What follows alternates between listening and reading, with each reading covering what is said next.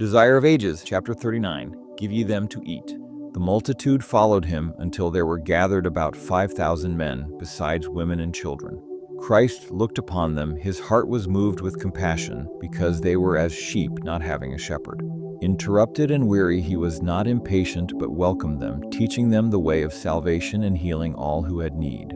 The day wore on, and the people lingered, forgetful of hunger. Jesus himself had labored without food or rest, yet he continued his ministry of mercy. At last the disciples urged that the multitude be sent away to find food. Many had come from far and had eaten nothing since morning. But Jesus said, "Give ye them to eat." Turning to Philip, he asked, "Whence shall we buy bread that these may eat?" This he said to test his faith. Philip saw only the impossibility, that even 200 pennyworth of bread would not suffice. Then Andrew said, "There is a lad here which hath 5 barley loaves and 2 small fishes, but what are they among so many?" Jesus directed that the people be seated upon the grass. Taking the loaves, and looking up to heaven, he blessed and brake, and gave the loaves to his disciples, and the disciples to the multitude. And they did all eat, and were filled, and they took up 12 baskets full of the fragments. He who taught the way of life was mindful also of the people's physical need. There were mothers with babes in their arms, and little children. Many had been standing for hours. He bade them sit down, that they might rest. In this miracle, Christ revealed not only his power, but his tender care in the common needs of life. The simple food was itself a lesson. It was the fare of the fisher folk of Galilee. Christ could have spread a rich feast, but he chose that which would teach humility and dependence upon God. Never had food been enjoyed more than that simple provision in the wilderness. It was a rebuke to selfishness and indulgence, showing that God's natural provisions are sufficient when received with gratitude.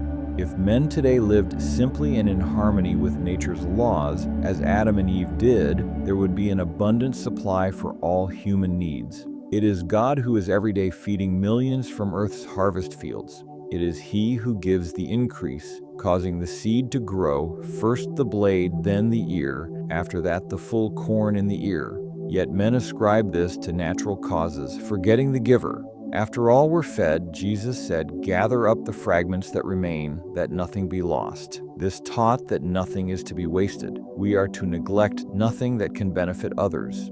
And there is also a spiritual lesson. Nothing of God's truth is to be lost. The people carried the bread to others, and so the blessings of heaven are to be shared, that all may partake of the bread of life. This miracle teaches dependence upon God.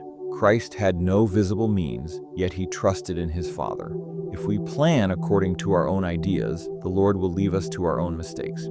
But when, after following his directions, we are brought into straight places, he will deliver us. Often, like the disciples, we see the need and the smallness of our resources, and we hesitate. But Jesus says, "Give ye them to eat." His command is a promise. In his act is a lesson for all his workers. Christ received from the Father, imparted to the disciples, they to the people, and the people to one another. So all who are united with him will receive the bread of life and give it to others. The food multiplied in his hands, and the hands of the disciples were never empty. So it is still. The more we impart, the more we receive. The supply of heaven does not fail. Thus we may be constantly believing, trusting, receiving, and imparting. There is danger in trusting the self. Successful work for Christ depends not so much on numbers or talent as upon pureness of purpose, the true simplicity of earnest, dependent faith. Each must bear personal responsibility, working according to ability, relying on Christ as the source of strength. When the question comes, "Whence shall we buy bread?" let it not be answered in unbelief. When souls are hungry for the bread of life, Christ is present. Commune with him. Bring your loaves to Jesus. Though the means seem small, if the work is of God, he will provide. The little used in his service will increase as it is given. The Lord says, "Give, and it shall be given unto you. He that soweth with blessings shall reap also with blessings." God makes all grace abound, so that, having sufficiency, we may abound to every good work. Trusting him, we are sustained and enabled to give others the bread of life. This chapter is based on Matthew 14:13-21, Mark 6:32-44, Luke 9:10-17, John 6:1-13.